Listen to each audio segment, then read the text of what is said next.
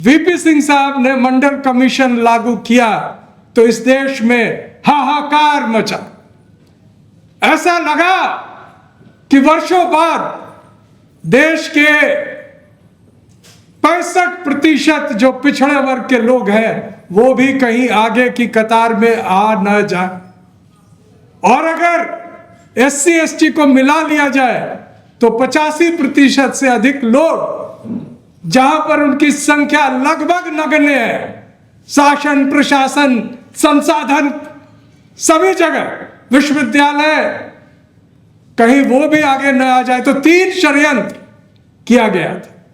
पहला, collegium system, यानी जज ही जज को चुनेगा, अपने ही समुदाय से, अपने ही परिवार के लोगों को वो शामिल करेंगे, उसमें कोई मापदंड नहीं होगा, कोई तथाकथित मेरिट जिसकी ये लोग कसमें खाते हैं उसकी कोई स्थान नहीं रहेगी। दूसरा षड्यंत्र, निजीकरण, यानी आप नौकरी कैसे लेंगे, सरकारी संस्थाएं बचेंगी ही नहीं, निजी हो जाएंगी, तो आप कैसे आरक्षण लेंगे, यानी फिर उसमें हम अपना खेल जारी रखेंगे।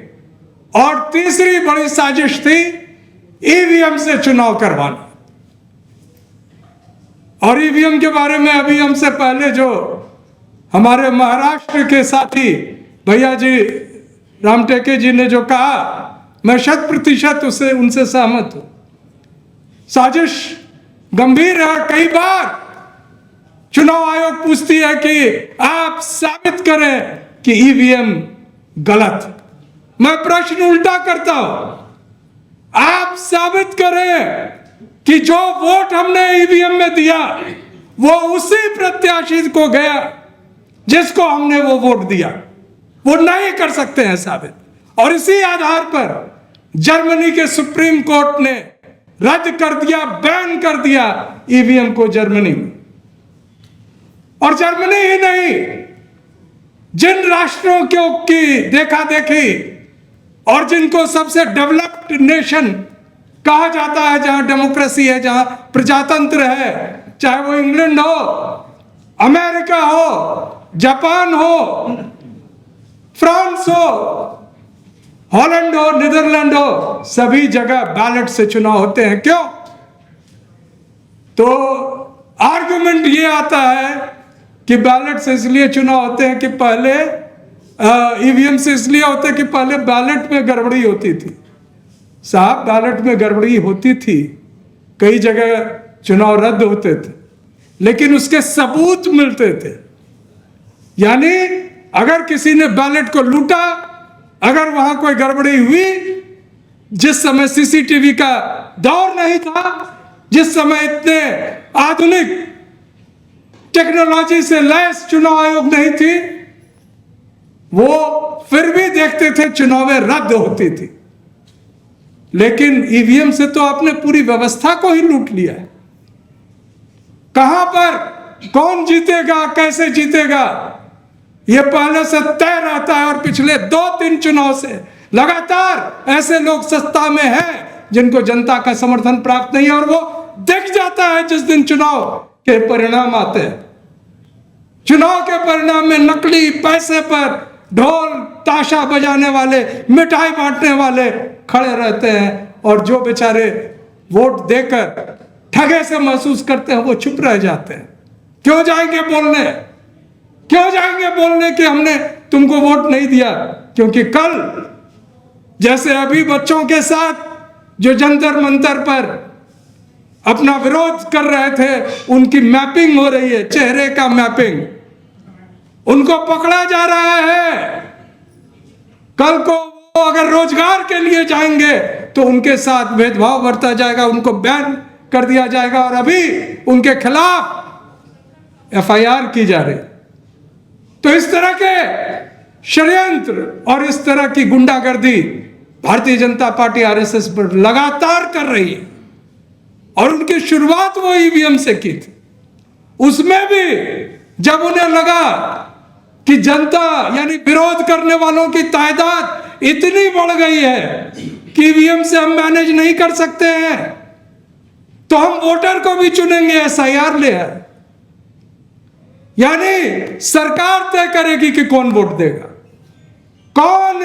और कहता है सुप्रीम कोर्ट और संविधान कि चुनाव आयोग को कोई शक्ति नहीं है कि वो तय करे कि नागरिक कौन है भारत का, लेकिन वो हर दिन एक नया सगुफा छोड़ता है।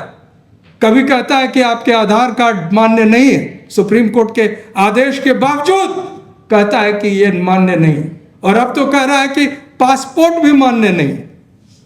तो कौन सा कागज ये साबित करता है कि हम और आप इस देश के नागरिक हैं? मैं सबसे पहले वो कागज प्रधानमंत्री नरेंद्र मोदी से आज मांगता हूं कि वो साबित करे देश के सामने कि वो इस देश के नागरिक हैं। हमारा तो इतिहास है, हम कई सदियों से 5 पुश्तों से देश के लिए लड़े। कम से कम मेरे परिवार का इतिहास है, हम जानते हैं। आपका तो कोई इतिहास हमें मालूम भी नहीं। आप कहां से आए, कौन थे, क्या थे, लोगों को नहीं पता। और जिस संगठन से आप हैं उसके तो राष्ट्रीयता भी बड़ा प्रश्न चिन्ह उस पर लगातार आता है। आपने 55 साल तक अपने मुख्यालय में तिरंगा नहीं लहराया। जय साहू जी महाराज, जय महात्मा फूले, जय डॉक्टर भीमराव अंबेडकर, जय मंडल, जय कर्पूरी।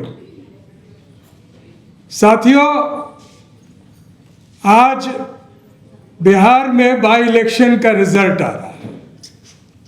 कई लोग पूछ सकते हैं कि अगर ईवीएम हैक हो जाता है तो वो कैसे जीत रहे हैं। देखिए, ईवीएम का जो खेला है बहुत ही षड्यंत्रकारी रूप से चलाया जाता है। यह तय किया जाता है कि कौन जीतेगा। सिर्फ यह नहीं तय किया जाता है, यह भी तय किया जाता है कि सेकंड कौन आएगा, चूंकि उसके बाद लोगों को अगर साथ खड़ा होकर मुकाबला करना है ईवीएम के तोते वाले राक्षस भारतीय जनता पार्टी का, तो वो भ्रम में रहे। वो भ्रम में रहे कि किसके पास अधिक लोगों की संख्या। उत्तर प्रदेश में यह खेल सपा और बसपा के बीच में बराबर किया जाता है। तो ये जो साजिशें मैंने बताई, उन साजिशों को एक तरह से उनका मुकाबला करने के लिए आज जैसे सभा की जा रही है वी द पीपल संविधान बचाओ संघर्ष समिति और अन्य संगठनों द्वारा। और ये जो 2 मुद्दे आपके सामने हैं, निजीकरण और ईवीएम के विरुद्ध कैसे संघर्ष हो, हम तो समझ गए, लगातार हम बोल रहे हैं, परंतु आश्चर्य की बात है हमारे नेता नहीं समझ पा रहे। हमारे पॉलिटिकल पार्टीज के नेता खुश रहते हैं।